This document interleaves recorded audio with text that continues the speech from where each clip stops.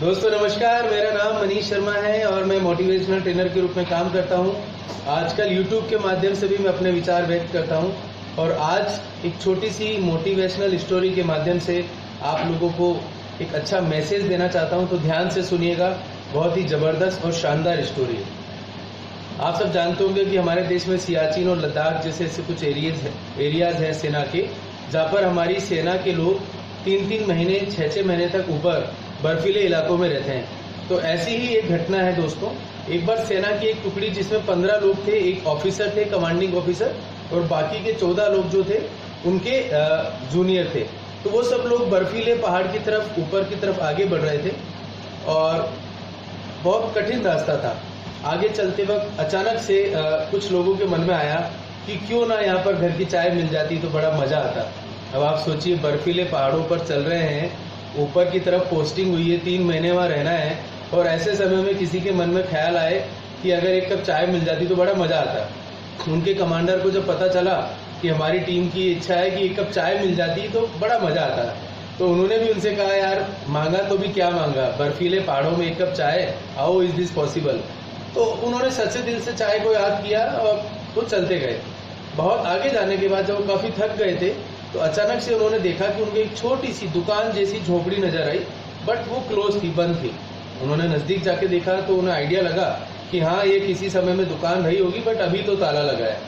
तो सोल्जर्स ने आपस में बात की, यार अगर चाय की दुकान होगी तो डेफिनेटली अंदर सामान भी होगा, तो हम क्या करें, हम तो बड़ी सर्दी हमें लग रही है, अगर हम इसका ताला तोड़ के चाय पी लें और उसके बदले में जो पैसे हैं वो रख दें तो क्या बुराई है। तो सेना का डिसिप्लिन, उन्होंने मना किया, लेकिन उनकी जो बहुत ज्यादा इच्छा हो रही थी तो उनके कमांडर ने कहा, चलो ठीक है, ऐसी वीरान जगह पे ये दुकान है और अभी कोई है भी नहीं, सो हम कोई गलत काम नहीं कर रहे हैं, हमें सर्दी लग रही है और चाय पीना अभी बहुत ज्यादा जरूरी है, तो चलो देखते हैं।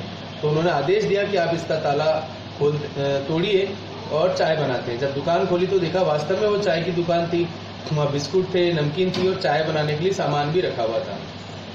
तो सेना के जवानों ने चाय बनाई और चाय पी ली। उसके बाद उन्हें लगा कि ये चाय हमें फ्री में नहीं पीनी चाहिए, तो 15 लोग थे, उन लोगों ने कंट्रीब्यूशन करके 5000 रुपीज वहाँ पर शक्कर के डब्बे में रखे, जो कि ट्रांसपेरेंट जार था प्लास्टिक का, उसमें दिखते हुए उन्होंने रख दिए, ताकि कभी भी इस दुकान का मालिक आए तो वो ये ना सोचे कि यार मेरी दुकान से चाय फ्री में पी गए।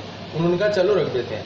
उसके बाद एज इट इज उन्होंने वो दुकान का लॉक वापस लगाया, बट वो दिख रहा था कि ये ताला टूटा हुआ है, और चले गए आगे। जब 3 महीने बाद वो वापस नीचे लौट रहे थे तो उन्होंने देखा कि दुकान खुली थी और दुकान के बाहर कुछ सामान रखा हुआ था। तो उन्होंने कहा चलो चाय पीते हैं।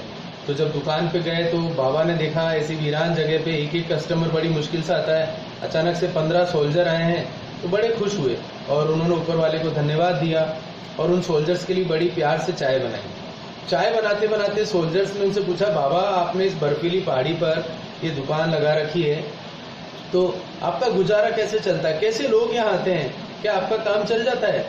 तो बाबा ने बताया, हाँ मैं गरीब आदमी हूँ, थोड़े बहुत पैसों से मेरा काम चल जाता है। और ऐसी बातों बातों में बाबा ने उनको बताया कि उनका भगवान के ऊपर भी बहुत विश्वास है और बहुत सारी बातें उन्होंने उनको बताई। तो एक सोल्जर ने कहा, बाबा कहाँ भगवान होते हैं, मजाक मजाक में कहा, अगर भगवान होते तो आप इतने गरीब थोड़ा ना होते। तो वो जो चाय वाला था उसने कहा, नहीं साहब ऐसा मत बोलिए, भगवान तो होते हैं और मेरे पास इस बात का प्रूफ है। तो दूसरे सोल्जर ने कहा, प्रूफ बताइए, क्या प्रूफ है आपके पास? उसने कहा, साहब आपको क्या बताऊं, 3 महीने पहले अचानक से मेरे बेटे की तबीयत खराब हो गई और मुझे उसको लेकर शहर भागना पड़ा। वहां पर जाके मैंने देखा कि मेरे पास जेब में सिर्फ 20 रुपए थे, उसके इलाज के लिए मुझे 5000 रुपयों की जरूरत थी और वो पैसे मेरे पास कहीं से नहीं थे। उस वक्त मैंने भगवान से प्रार्थना करी कि हे भगवान, मुझे कहीं से भी मदद करिए और मेरे पास पैसे आने चाहिए। तो वहां तो मैंने जैसे तैसे करके किसी से उधार लेकर कुछ महीने में वापस देने का वादा कर अपने बेटे का इलाज कराया, और जब मैं वापस अपनी दुकान लौटा तो मैंने देखा मेरी दुकान का ताला टूटा हुआ है, एंड आई वाज स्कैर्ड। मैं बिल्कुल डर गया था कि हे भगवान, मेरी दुकान में जो थोड़ा बहुत सामान है वो भी चोरी हो गया। लेकिन मैंने अंदर आके क्या देखा कि कोई भी सामान चोरी नहीं हुआ था और चाय के बर्तन रखे थे, गिलास रखे थे। तो मुझे लगा किसी ने दुकान में चाय पी है, लेकिन साहब आपको क्या बताऊं, उस दिन भगवान मेरी दुकान में आए और चाय बनाकर पी के गए। मैंने जब देखा शक्कर का डब्बा तो उसमें 5000 रुपए रखे हुए थे। आप सोचिए, ऐसी वीरान पहाड़ी में जब मैंने भगवान को याद किया तो वो मेरी दुकान में आए, मेरी दुकान का ताला तोड़ा, चाय बनाई और 5,000 रुपये की मेरी मदद करके गए, ताकि जब भी मैं आऊँ मुझे पैसा मिले। तो बताइए ना साहब, भगवान होते हैं कि नहीं होते। और सभी सोल्जर्स एक दूसरे की तरफ बड़ा प्यार से देख रहे थे और मुस्कुरा रहे थे। उनके कमांडर ने उनको इशारा कर दिया था कि ये बात आपको इनको बतानी नहीं है, लेकिन उनके कमांडर ने और सभी लोगों ने कहा, यस बाबा आप सही कह रहे हैं, भगवान होते हैं और भगवान नहीं आपकी रक्षा करिए, हम सब भी भगवान को मानते हैं, भगवान करे आप ऐसे ही जीवन में तरक्की करते रहें। लेकिन उस वक्त सोल्जर ने उनके कमांडर की आंख में थोड़े से आंसू देखे थे जो भावनाओं से भरे हुए थे, और उनको लगा कि यस ये विश्वास बने रहना चाहिए दोस्तों, क्योंकि भगवान कभी भी डायरेक्टली इस धरती पर आने वाले नहीं हैं।